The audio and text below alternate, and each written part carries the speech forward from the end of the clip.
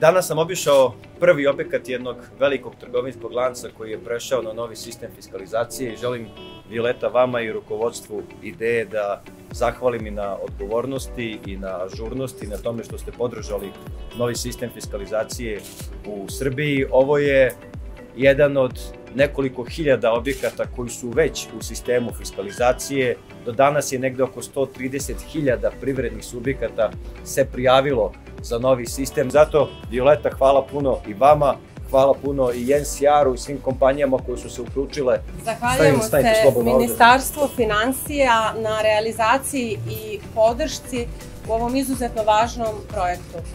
Konkretni benefiti e-fiskalizacije su očigledni i merljivi. Sa jedne strane, kao što je ministar naglasio, ovo je nastavak uspešne borbe protiv sive ekonomije, koja će doprineti boljem poslovnom okruženju u našoj zemlji, a sa druge strane, nama trgovcima e-fiskalizacija omogućava efikasnije poslovne procese, smanjenje troškova i sa ugla naših kupaca mnogo bržu kupovinu, jer fiskalni račun se štampa mnogo brže i značajno je pregledniji.